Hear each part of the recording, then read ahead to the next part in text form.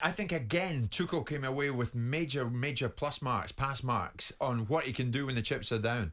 This guy, he doesn't fail to impress every single match. Yeah, I mean, we spoke to Graham Souness about this on Friday, and he forecast a Liverpool win. I thought Chelsea would win.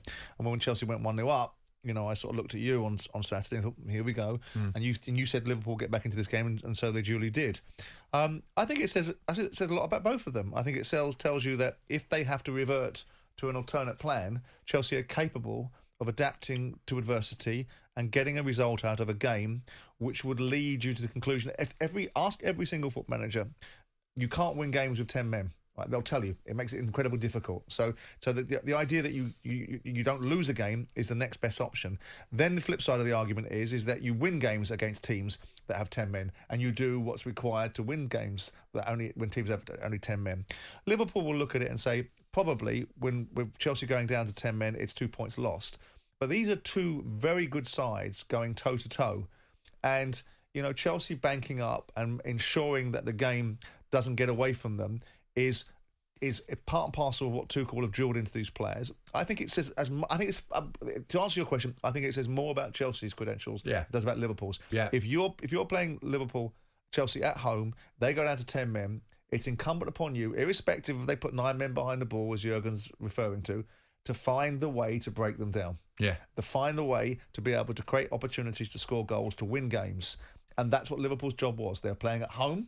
They had the advantage, and they had another advantage that Chelsea went down to 10 men. So it's incumbent upon Liverpool to take advantage of that. But you mustn't underestimate how good this Chelsea side is. Now, when Chelsea went down to 10 men, it was a straight red for Reece James, right which on was the half-time mark. decision, by the way. Yeah, what did you make of that? So Anthony Taylor goes over to the screen and sees a frozen screen and sees a freeze frame of the moment. I mean, why no moving pics? God only knows. Why that? I mean, God only knows. There must be some method to that particular madness. But surely you see the action in all its guises. Yeah. That's the purpose of getting a screen there. What's the point of seeing a frozen screen? Yeah. He's made a decision, and I know there's an argument on either side of the coin that suggests that the decision is what it is, the rule is what it is.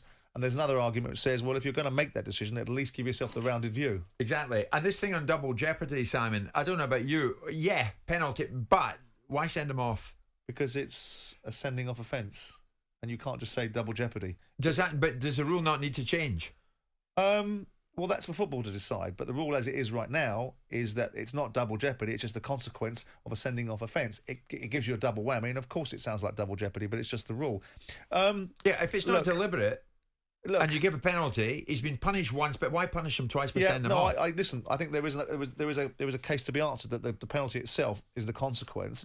So there is a case to be answered, and obviously the football fraternity have the opportunity to advance these discussions before rules are implemented or before rules are changed. But I think you've probably got a case to say if you're getting a penalty, which is a massive outcome from a situation like that, then sending off. What does it do to the spectacle of the game? Is it a necessity? Exactly. Does it jeopardise anything about sporting integrity when you've already achieved sporting integrity by awarding a penalty? Absolutely right, Simon. And I think that's key to it, because absolutely no doubt it changes the game. If you're a Chelsea fan who's made that trip up there, all right, damn it, we've had a penalty awarded against us. Now down to 10 men. That changes the complexion. Well, it's interesting in the dynamic of Chelsea's thinking, because we didn't get any privy to that. Would Chelsea have taken a point before that game? Not in principle, but not in fact, but in principle. I.e., if you said to Tuchel, going up to Liverpool at Anfield in this game, if you got a result, if you got a point at the end of it, would you have taken it before the game? And if the answer was no, then they'll be disappointed that they've lost a man and gone down to that and had to be reduced to really banking up to get some form of result out of the game. Oh, yeah. I mean, under your man, Tuchel, they're out to win everything. They're out to win every game. Yeah, but he's also a big boy and knows that he can't win every game. Yeah. He knows that there'll be situations where they're encountering adversity. It's the nature of football. What he wants to ensure is that when adversity comes knocking, his team are prepared to treat adversity in the same way they treat success. Yeah. Embrace it and deal with it. And that's what they did.